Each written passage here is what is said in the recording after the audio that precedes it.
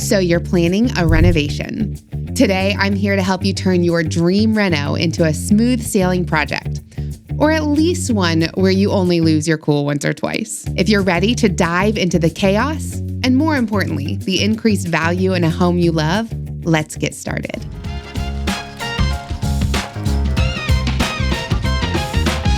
I'm Christina Beck, interior designer, realtor, and HGTV winning home flipper who has seen it all when it comes to home renovations. In the past decade, I've done everything from quick room refreshes to entire gut jobs of million-dollar homes and everything in between. In this video, we are walking you through every step of the renovation process, what you'll need to know, who you'll need to know, and a few tricks to make sure your renovation doesn't turn into a money pit. So stick around to the end so you get it all. Step 1, vision and planning. Before we go swinging any sledgehammers, I'm going to highly encourage you to put together a quick plan. I know, demo day looks so fun on TV, but as we've all heard, if you fail to plan, you plan to fail. I believe these first few steps of renovation planning are the most important work you can do in the entire process, and you can do them all before you spend a single dollar. You're going to want to begin by defining your goals. Are you looking to increase your home value, customize a space to your liking, or simply take care of a few necessary repairs? Knowing why you're doing the work guides how you do the work. Next, jot down your wish list. There's a difference between must-haves and nice-to-haves, and you're going to need to be very clear about which is which.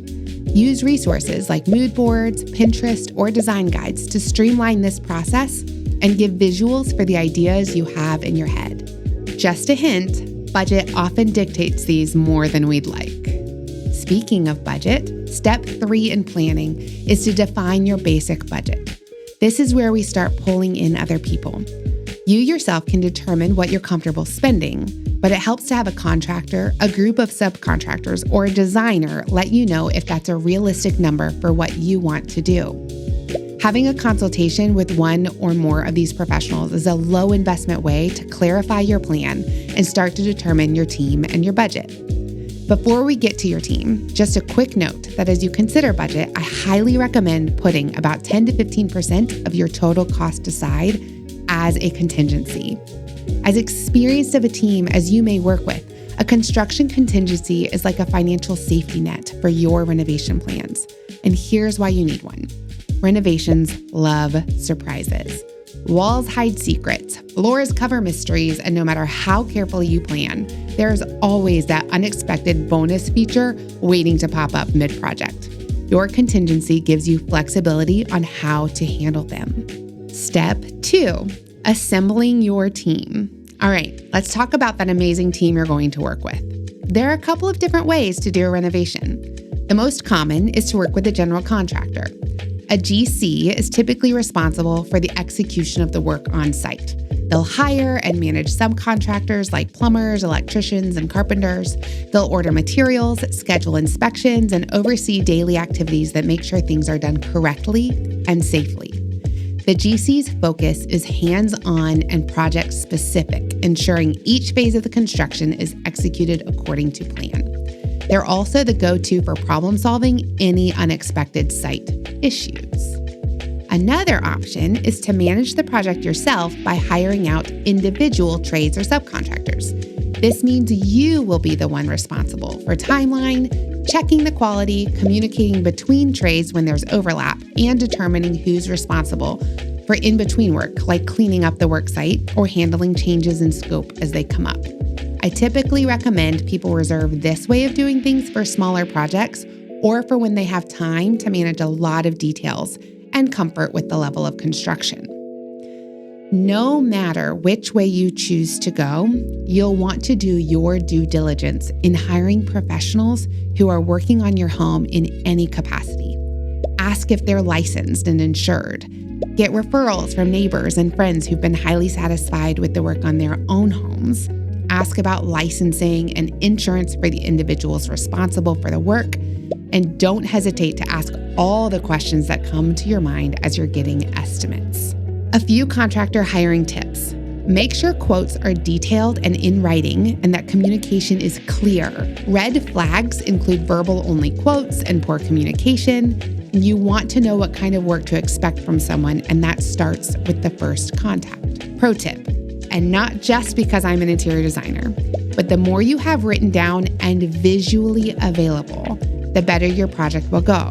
Having scope of work clearly communicated with pictures of all the fixtures and finishes you'll be using and spreadsheet with details on what's been ordered and by who and any special patterns or colors goes a long way in answering questions before they even get to you. So consider a design guide for keeping everyone on the same page. Step 3, permits and approvals. Let's take a second to discuss permits and approvals. I won't harp on them because every job is different, as are the building departments that manage them, but I will share the basics. Permits are pulled through local city or county building departments. They're meant to ensure the work you're doing is safe, up to code, and legally compliant.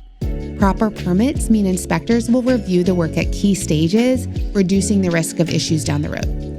It basically gets another set of eyes on your work. However, yes, they do require extra time and money because you're pulling in additional people and have to work around their schedules and fees. If you skip permits, you could be forced to undo the work or bring it up to code at your own expense. So talk to your contractors or tradespeople about how they handle this, or call your building department to see when they're necessary. While they are a hassle, they're your ticket to peace of mind, a safer renovation, and often smoother resale down the road. Okay, finally, step 4, demo day. We're at the actual construction stage. It's demo day. This is where things get messy, literally. Demo means pulling everything out you will no longer be using and uncovering all the places behind walls that you'll be changing. Typically, the biggest surprises pop up at demo, so expect to have a conversation or two with your team afterward to be on the same page. Don't be alarmed if you have a big old dumpster, dump trailer, or bagster nearby for proper disposal. And a quick tip for this phase is to take your before photos to track your progress. You'll appreciate those in the long middle. And then step 5, the renovation in progress. Speaking of the long middle, there is absolutely a standard order of operations for a renovation, and it's unbelievably helpful for you to understand this. Knowing where you are and what's coming next helps those long days of not having your kitchen or bathroom or whatever space it is. And it gives clarity to why some changes are more difficult to make once you've hit certain milestones. After demo is framing. Any changes in the walls happen here.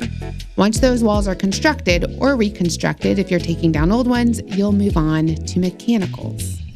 Mechanicals refers to electric, plumbing, and HVAC.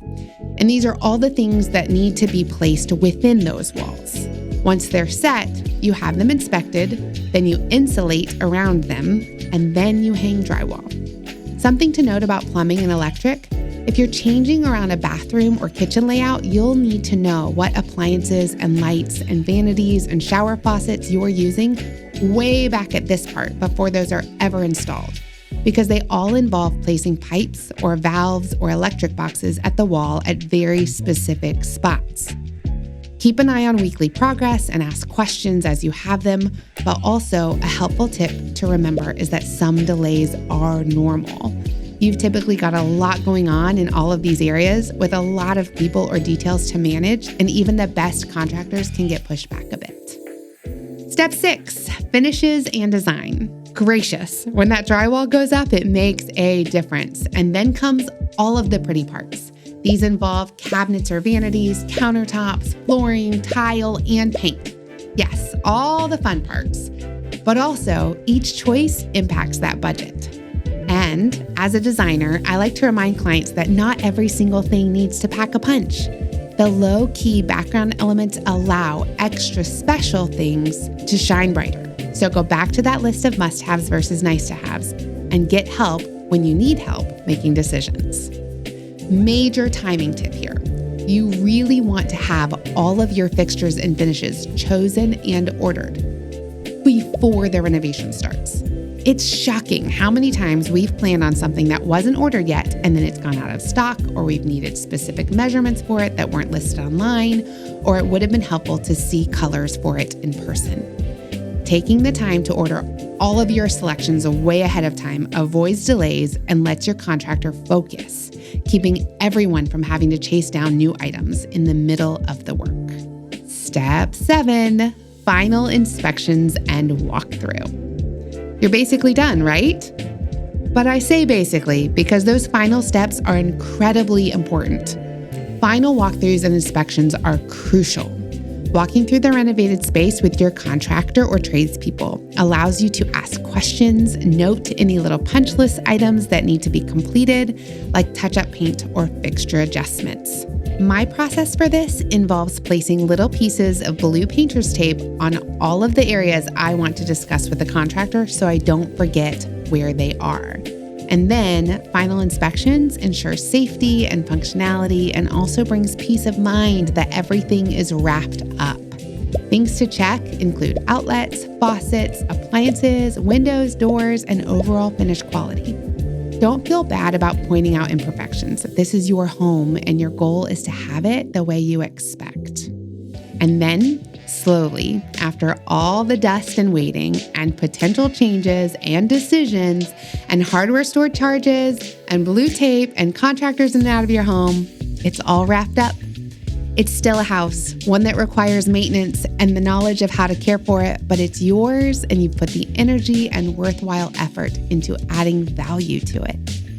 Whether it's monetary value by increasing the market value or simply the emotional value of having it feel like yours, it's worth it. Renovations can feel overwhelming, but if you take it one step at a time, you'll get through it in one piece and love the result.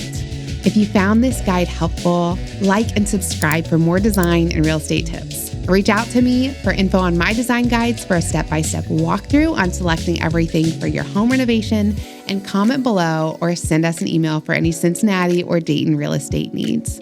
We are thrilled to be your resource for helping you love your home.